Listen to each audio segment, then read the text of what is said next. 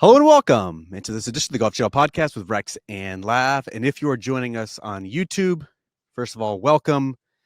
I am on the back edge of the 18th green, and I'm saying that, Rex, quite literally, that I am on the edge of the 18th green. If I go about 3 more feet to my left, I could experience my demise. You have been in this spot before, have you not? To do some writing, some podcasting, some TV work. This is a very familiar spot to you. It looks very precarious. So do me a favor. It's a visual medium. Most of us are visual learners. So take your laptop and show the folks how close you are to the edge and how far down it is. It's got to be like 15 feet down, right? It's quite the drop. Yeah, it's definitely more than a basketball hoop. Probably, yeah, it's probably closer to 20 feet. I don't think I would die, but I could be seriously imperiled. Look at you. Yes, it was during the U.S. Open that Graham McDowell won. And if you remember, yeah, you would have been there for that. So the media center is way up the hill. So probably, maybe a mile away? I don't even think that's an exaggeration. I'm trying not to exaggerate here. And so just the way timing worked out between interviews, doing TV hits, having to write, being on deadline, everything else. I spent the entire week right there where you are, essentially overlooking that beautiful bay, writing, and I think I was smoking cigars back then as well. I have quit since then, but yes, it's a glorious spot. It's a beautiful spot. Yeah, I've been here a number of times now. I'm not sure I've ever experienced a better 3-day stretch of weather than we have had in the Monterey Peninsula since I arrived on Monday. Like literally 57 to 61, beautiful sunshine, little wind. The golf course is in absolutely phenomenal shape, playing firmer and faster, certainly than last year, which you covered, an event that was shortened to 54 holes because of a deluge and dangerous weather on Monday. They couldn't even stretch it to that as well. And so I think you're going to see Pebble Beach in all of its glory, which, you know, if you've watched the PGA Tour over the past month, is certainly going to be a needed respite for a lot of players. We'll get into Scottie Scheffler's return, Jordan Spieth's return, Rory McIlroy's return to the PGA Tour in a moment. There was something very interesting that was sort of unscheduled, Rex, that happened here on Wednesday at Pebble Beach. There was a meeting that roughly a dozen or so reporters who are here at Pebble Beach for the AT&T Pebble Beach Pro-Am met with a group of tour executives, basically to outline some of their findings from this fan forward initiative that the tour has talked a lot about over the past couple of months. They solicited opinions from 50,000 golf fans since last summer, and they're now ready, at least in the next couple of months, to unveil some of their findings. There's 4 key areas of that. Broadcast enhancements. We've talked a little bit about that. You've been a part of that.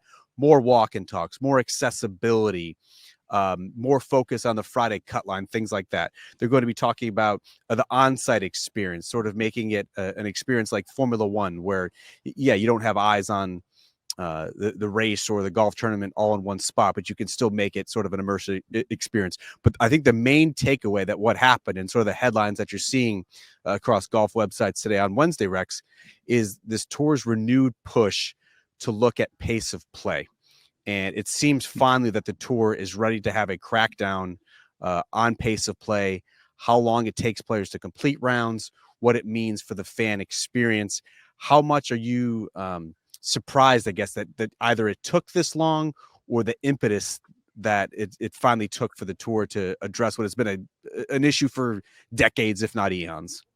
I missed you on Monday for the roundtable. You were flying to Pebble Beach, so it was just me and poor George Savaricas by ourselves against Eamon, and he came at us with a little bit of this. He wanted to sort of talk about the pace of play thing, which I think I said 2 weeks ago when you brought it up. Like, no, like I don't want to do this. This is not the podcast I want to do. I've done this podcast a million times in my career. I don't want to do another one of these. Like, is there a fix? Yes. And that was my take. I think the reason we are where we are right now, and all praise to Dottie Pepper, because I think she said it very well when she put a word on it. It was respect. And it's a lack of respect for your playing partners. She said this during the telecast on Sunday last week at Torrey Pines.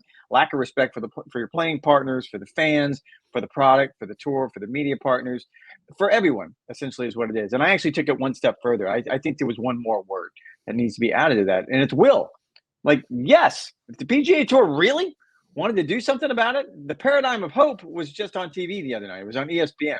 It's TGL. And I know it's not a perfect comparison. And everyone's going to be like, well, they're in a big simulator and it's a perfect world. They don't end up with weird rulings. There's no or wins. consequence. There's no real consequence to the action. Apparently. And all those things can be true. But the other part also can be true. If you put a shot clock on these players, they realize 40 seconds is not a whole lot of time. And we talked about this. Like, give them a timeout, give them 2, give them 3 timeouts, whatever the case may be, if you run into a bad position. But to answer your question, I think that's why it's come up, because fans have seen firsthand how you can digest 2 hours of golf and make it condensed, make it exactly what you want. And again, TGL is not for everyone. I think we've talked about that as well. But you've seen what pace of play and a shot clock can do in that arena. The reason I think it's coming up now is because the Fan Forward Initiative, they put a lot of resources into this. And that's something the fans were concerned about. So forget about you and I complaining about it and the rest of us in the media. Forget about Dottie Pepper, who said it as eloquently as anyone else on Sunday during the CBS broadcast. Forget about the other players. If the fans are going to say it, and you're going to solicit their advice, and you're going to say, this is going to be our Bible going forward, this is how we're going to dictate what the product should look like because we need to improve the product, then yeah, that in my mind is why we're at these crossroads again. And look, I jotted a lot of notes down.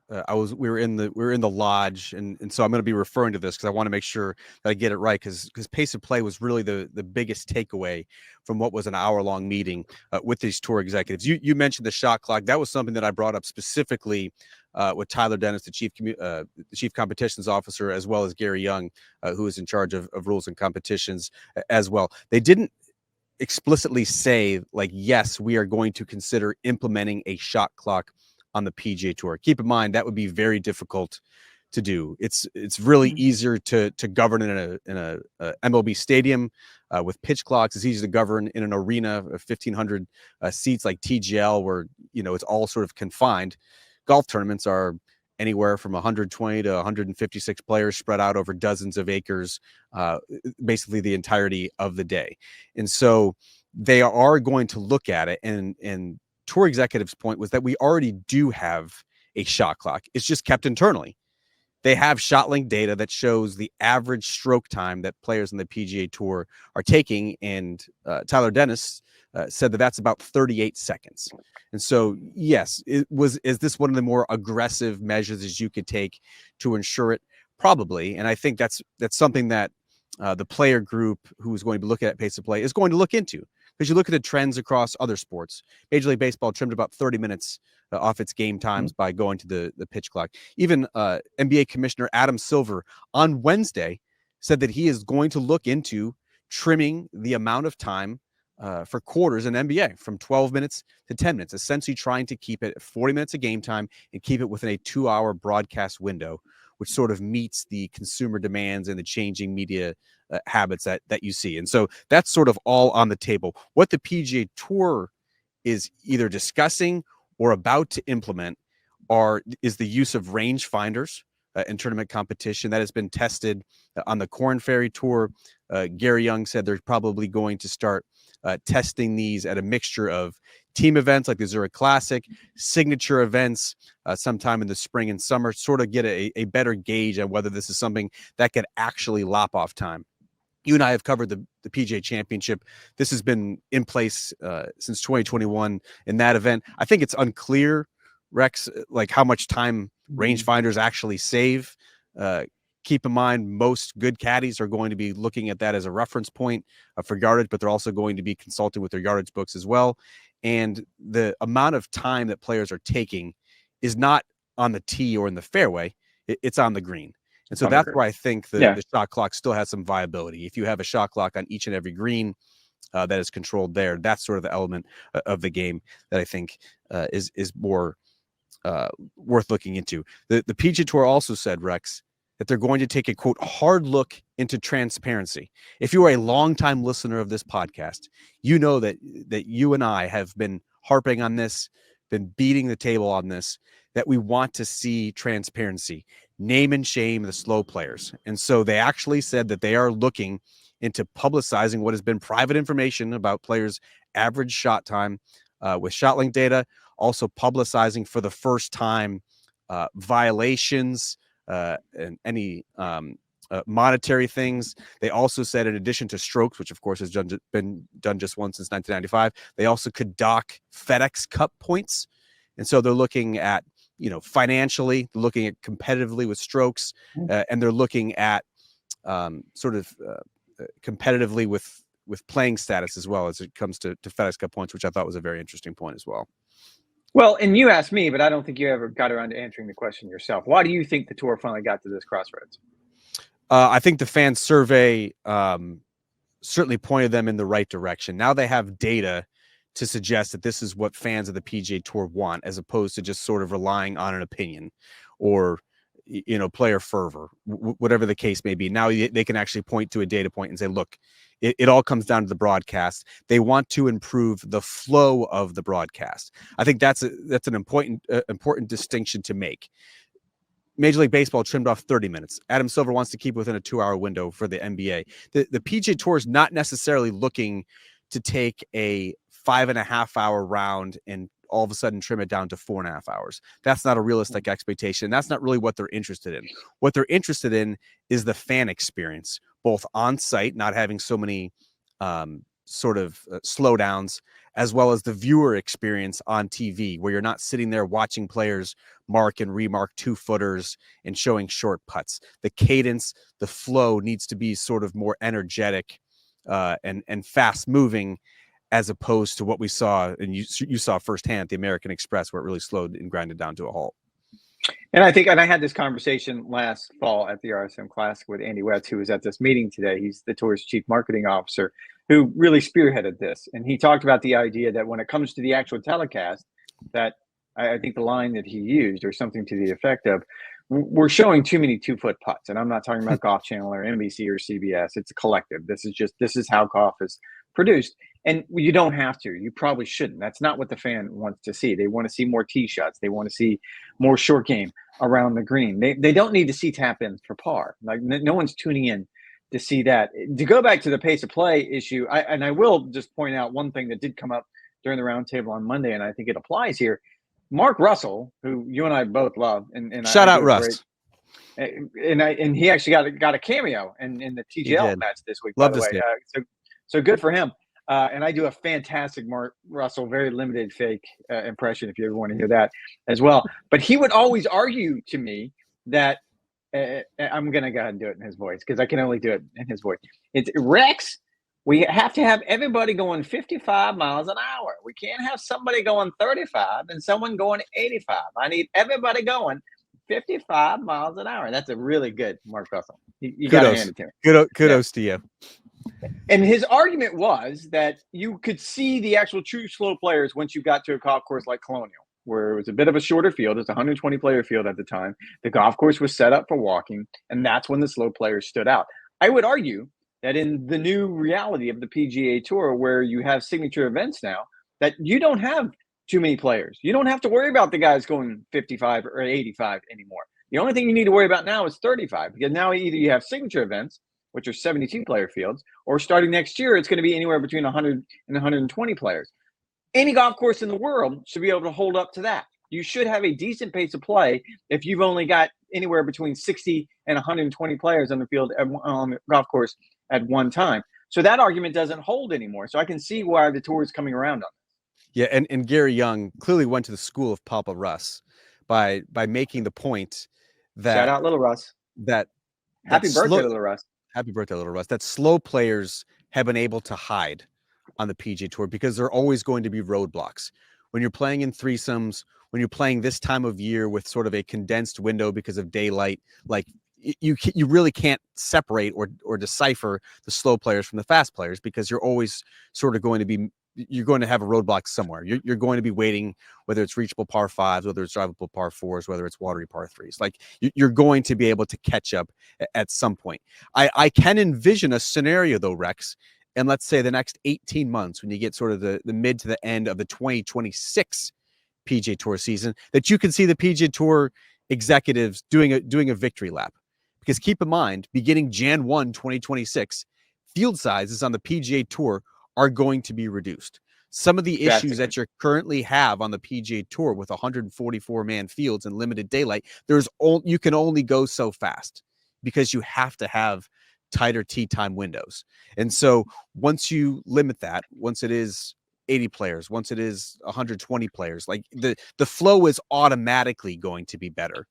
And then when you do have sort of these new initiatives that the PGA Tour is looking into, whether it's naming and shaming, whether it's sort of expediting what is a pretty protracted pace of play policy, where you're out of position, you're told to speed up, you get a warning, you get a bad time, and then you circle back for the actual penalty. Gary Young said that's on the table as well, sort of letting the dawdlers not game the system and sort of being more proactive if you're the PGA Tour. It's a wholesale fundamental change for how they've always operated. I remember the famous quote from Slugger White said, we can't be jeopardizing these guys' abilities to pay their daughter's tuition by docking them strokes and costing them spots in the tournament. It seems like that's over.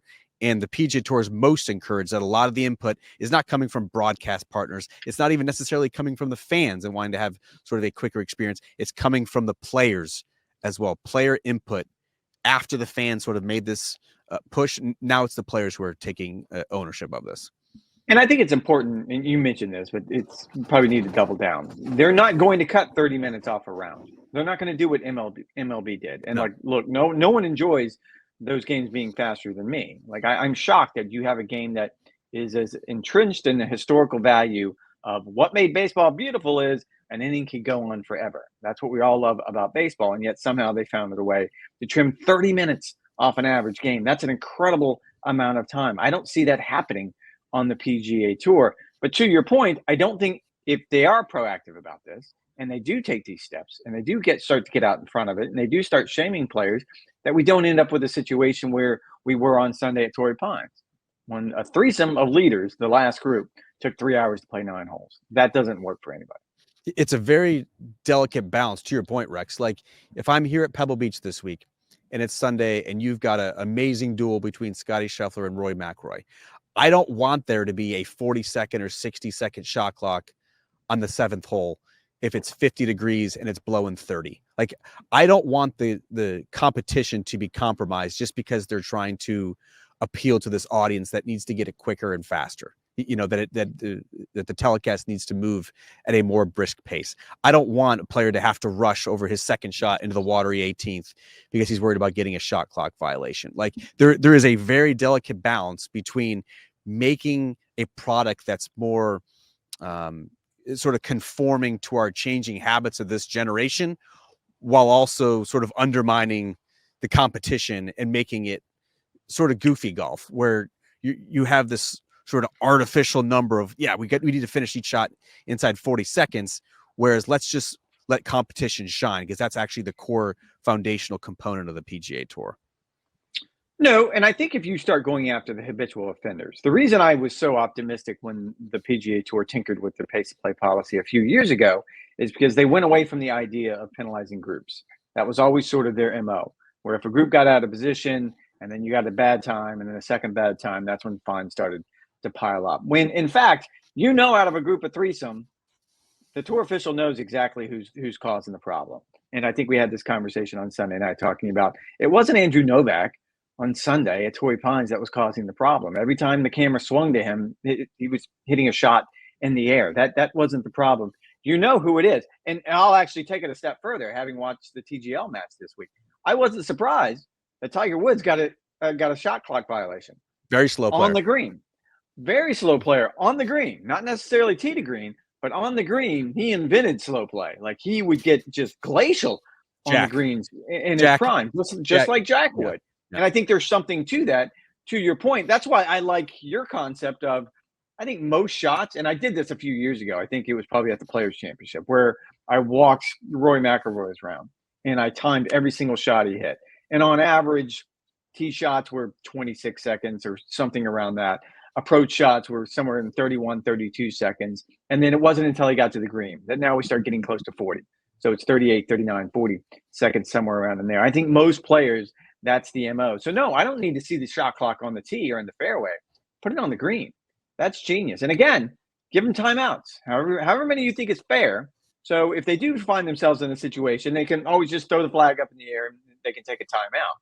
but that's the fix in my mind.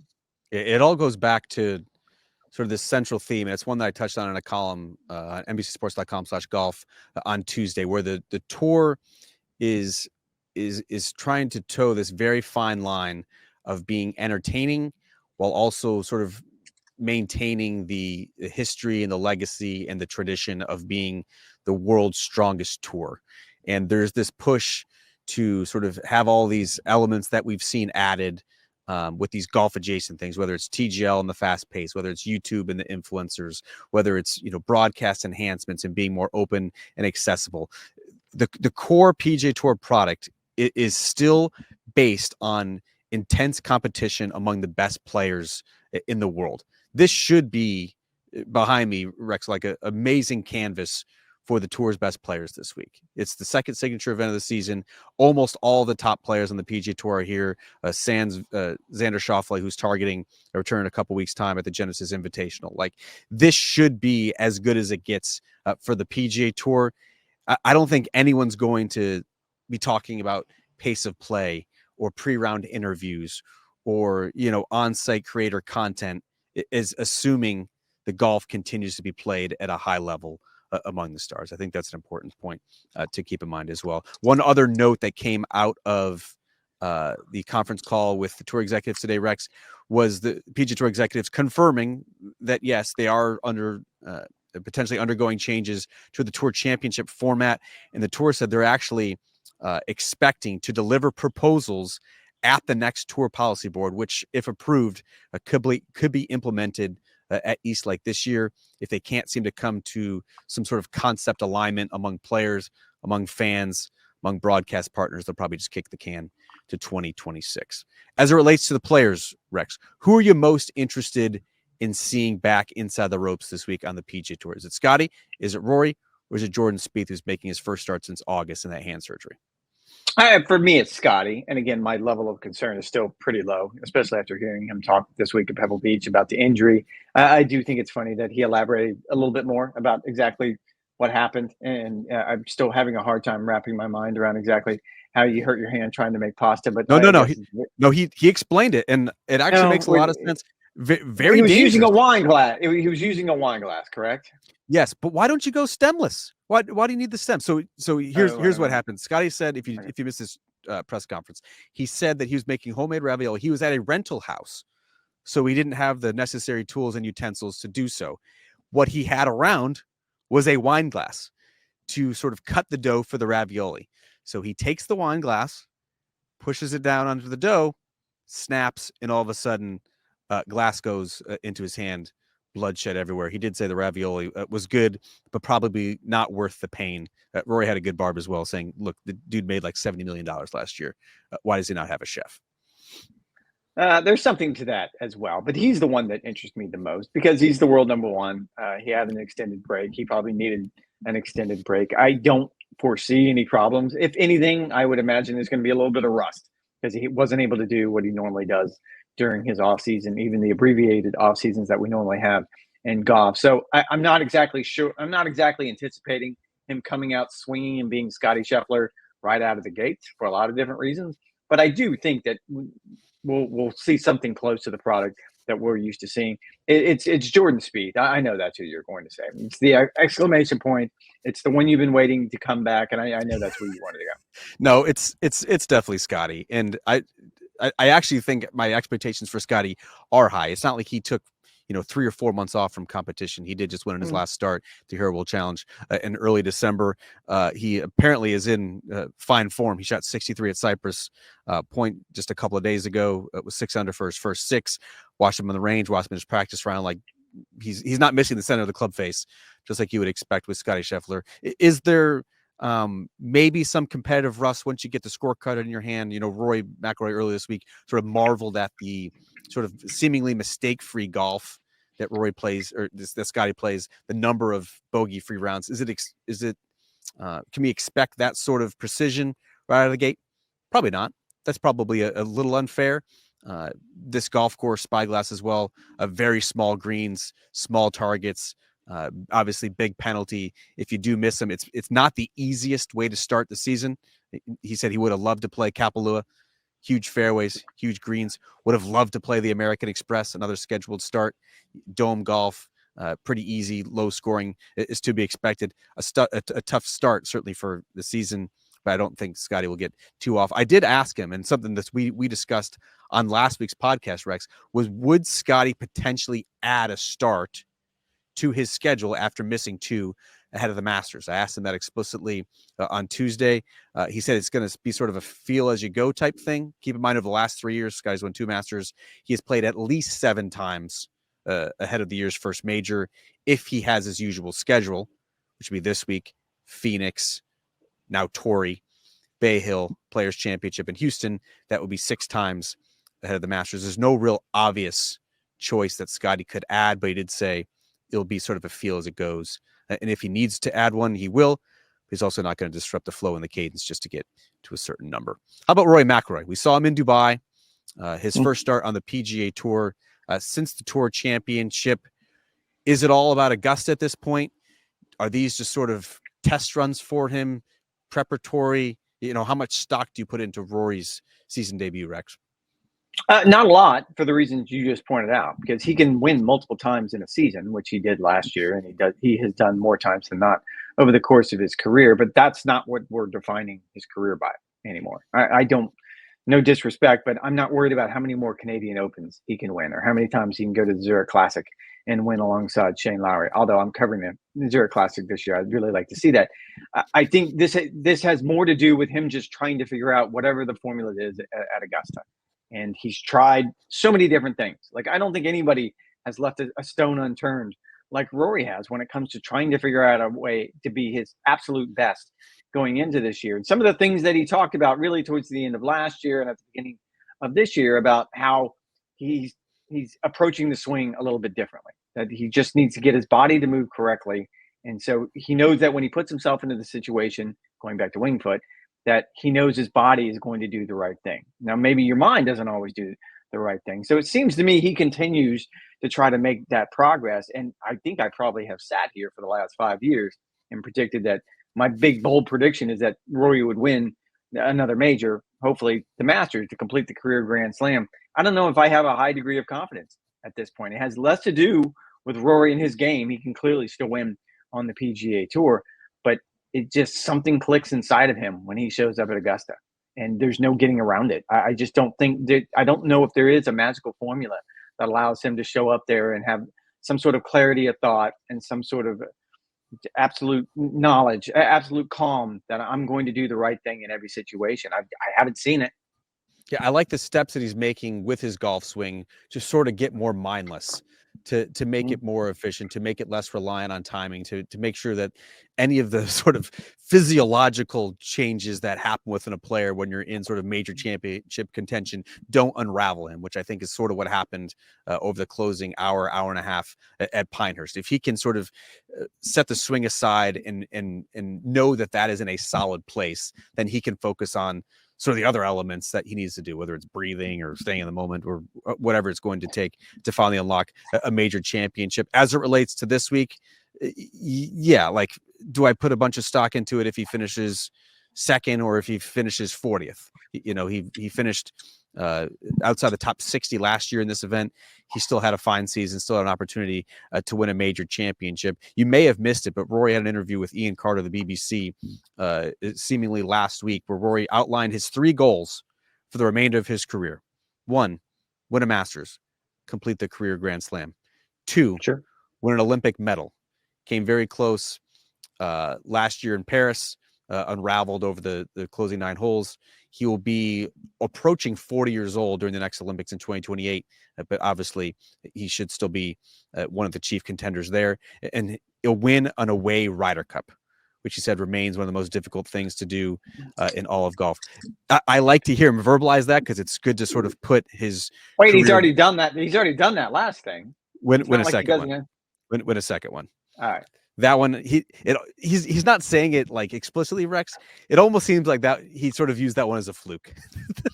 that the Americans collapsed on the final day and Europe staged an incredible rally, sort of with where the game is headed, with the advantage that you now see with the home courses.